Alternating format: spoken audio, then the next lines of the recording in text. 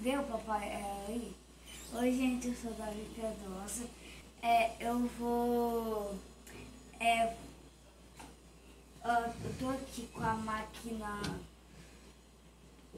Eu tô aqui com a máquina Electrolux. É 12 quilos.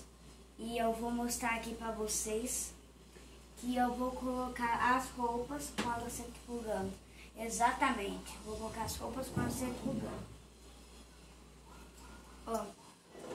Aqui já tem que o pino que liga a máquina solto, né?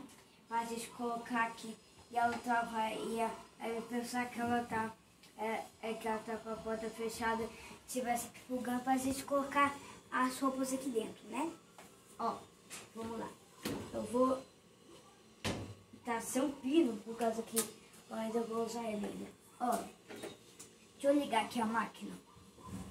Eu vou colocar um pouquinho de água nela, para a bomba, para não ter risco da bomba de saída de água estragar.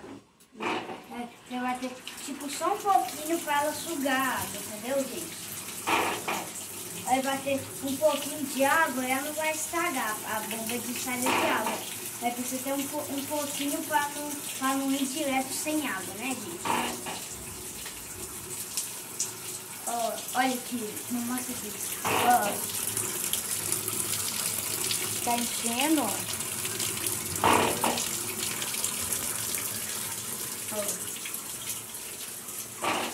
Eu acho que já tá bom de encher, né, gente? Agora eu vou colocar aqui pra centrifugar.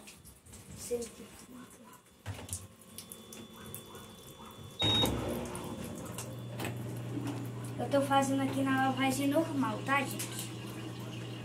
Deixa eu ver se tá tudo direitinho. O filtro tá.